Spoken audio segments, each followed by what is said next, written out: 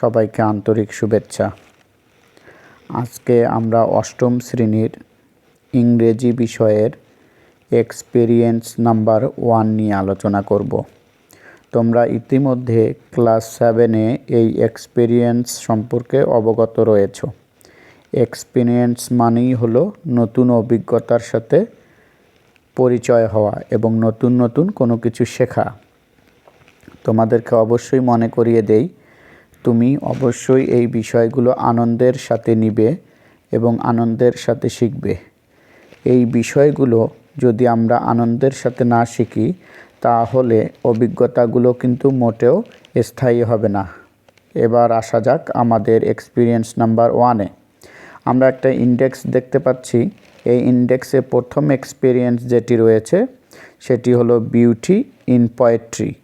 Beauty in poetry, তোমাদের মধ্যে কি কেউ বলতে পারবে যে বিউটি ইন পোয়েট্রি, বিউটি কোন পার্ট অফ স্পিচ?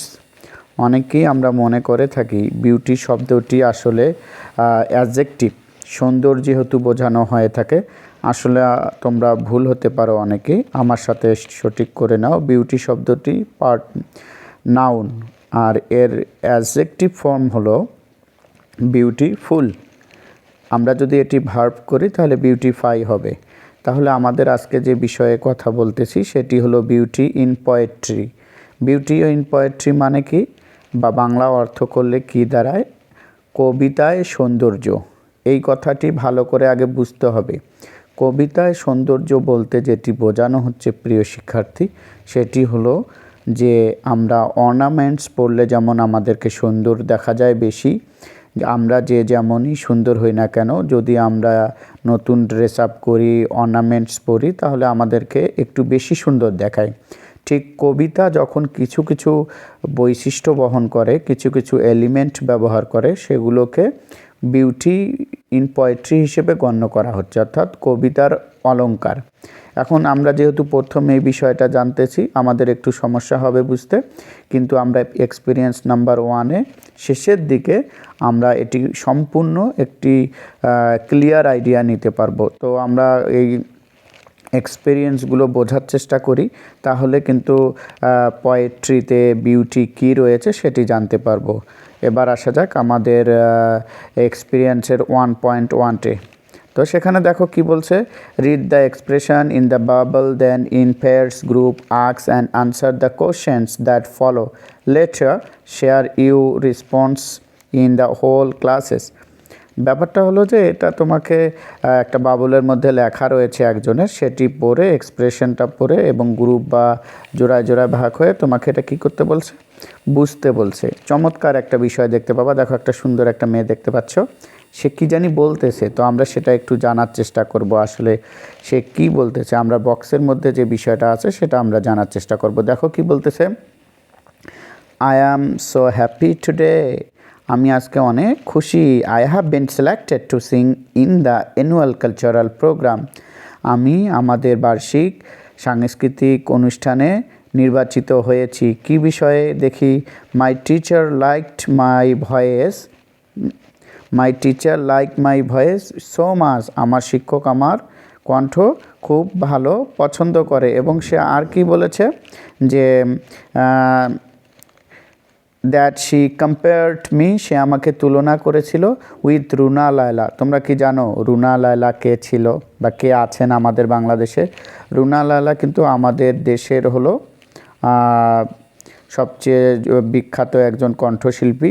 তো এনার যেহেতু বিশেষ করে তোমার এই মেয়েটির যেহেতু কণ্ঠ ভালো, সেহেতু টিচার কার সাথে তুলনা করেছে? রুনা লায়লার সাথে তুলনা করে যাচ্ছে। তার মানে আমরা একটা তুলনা দেখতে পাচ্ছি। এবং কি বলছে, কোটেশন একটা ব্যবহার করা হয়েছে, she said your voice is as sweet as that of Runa Laila. Runa লায়লার যে কণ্ঠটা, তোমারও সেই কণ্ঠটা। আমরা এই বক্সের মধ্যে দেখো আমরা যেটা দেখতে পাচ্ছি, এই বক্সের মধ্যে পুরোটাই যদি আমরা বোঝার চেষ্টা করি, সে খুব খুশি কারণ সে সাংস্কৃতিক অনুষ্ঠানে নির্বাচিত হয়েছে। এখানে আরেকটা বিষয় বলে রাখা ভালো, তাকে কিন্তু তুলনা করা হয়েছে কার সাথে? রুনা লায়লার সাথে তুলনা করা হয়েছে, এটা মুখ্য বিষয়। এবার আমরা দেখি যে পরবর্তীতে আমাদের কি করতে বলছে। পরবর্তীতে নিচের দিকে যদি আমরা তাকাই তো দেখা যাচ্ছে এখানে কিছু কোশ্চেন রয়েছে। কোশ্চেনগুলো আমরা একটু বোঝার চেষ্টা করি। কোশ্চেনগুলোতে কি বলছে? কোশ্চেনগুলো মূলত বলা হয়েছে যে have you ever been compared with anyone or to anything like Rihanna? এই রায়নার মতো, আসলে মেয়েটা এখন আমরা নাম জানতে পারলাম যে মেয়েটার নাম হলো রায়না। তাকে যেভাবে তুলনা করা হয়েছে কারোর সাথে, তোমাকেও কি কারোর সাথে এভাবে তুলনা করা হয়েছে? আমরা বি নাম্বার কোশ্চেনটা যদি দেখি, এখানে বলছে hmm what have you been compare to? কার সাথে তোমাকে তুলনা করা হয়েছিল? দুই নাম্বার কোশ্চেন, সি নাম্বার কোশ্চেনটা যদি তোমরা দেখো তাহলে সেটা লক্ষ্য করতে পারবে যে এখানে তোমার যে বিষয়টা উল্লেখ করা হয়েছে যে আমরা এক নম্বর কোশ্চেনটা বুঝলাম, দুই নম্বর কোশ্চেনটা এবার আমরা সি আসি। Why did she compare you, he বা শি, উইথ দ্যাট থিং বা পারসন? তোমাকে যদি কেউ তুলনা করে থাকে তাহলে সেটি কার সাথে তুলনা করেছিল? তো হাউ ডিড ইউ ফিল দেন, তারপর তোমার কেমন লেগেছিল? ই নাম্বার কোশ্চেনটা কিন্তু একটু জটিল, প্লিজ একটু মনোযোগ দেওয়ার চেষ্টা করবে এই বিষয়টিতে। ই নাম্বার কোশ্চেনটা একটু জটিল, বড় তো। ডু ইউ থিঙ্ক দ্যাট, তুমি কি মনে করো দ্যাট কম্পেয়ারিং ওয়ান থিং, একটা জিনিসকে যদি টু অ্যানাদার সিমিলার থিং, একই জিনিসের সাথে তুলনা করা হয়, দ্যাট থিং হেল্প আস, সেটা আমাদেরকে সাহায্য করে to understanding something someone better, অর্থাৎ আমাকে একটা জিনিসের সাথে যদি আরেকটা জিনিসের তুলনা করি আমরা এই বিষয়টা থেকে কিন্তু সহজেই আমরা কি সাহায্য পাই বা ভালো হয় বুঝতে? যদি হয় তাহলে সেটা কিভাবে?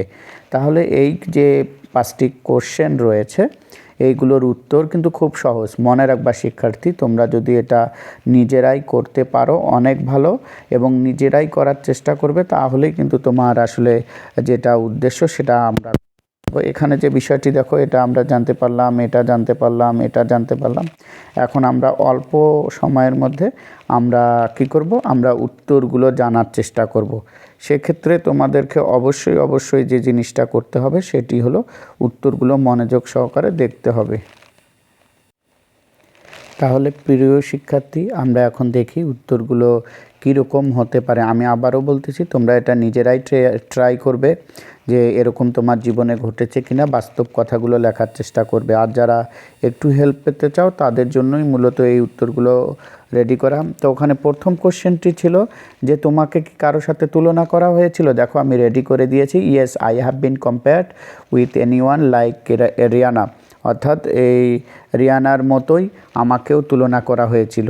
এই 1 নম্বর উত্তর শেষ। 2 নম্বরে দেখো আসে বলতেছে আই হ্যাভ বিন কার সাথে তুলনা করা হয়েছিল? 2 নম্বর কোশ্চেন বি নাম্বারটাতে I have been compared with Nazrul by my friend, অর্থাৎ আমার বন্ধু আমাকে তুলনা করেছিল নজরুলের সাথে। নজরুল বলতে এখানে কাজী নজরুল ইসলামকে বোঝানো হয়েছে।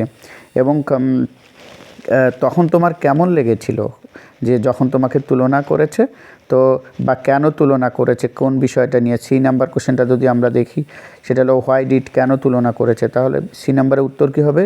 যে সে আমাকে তুলনা করেছিল নজরুলের সাথে because I am good at poem writing, আমি ভালো কবিতা লিখতে পারি। আমার কবিতা দেখেই কিন্তু আমার এক বন্ধু আমাকে তুলনা করেছিল নজরুলের সাথে। আসলে নজরুল হওয়া সম্ভব না, জাস্ট আমরা ফান করে বা মজা করে কাউকে উৎসাহ দেওয়ার জন্য যতটুকু বলি আসলে ততটুকুই বোঝানো হয়েছে।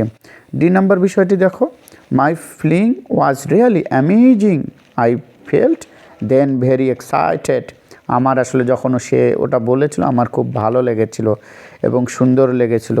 3 নম্বর কোশ্চেনটা অর্থাৎ ই নাম্বার একটু বড় ছিল।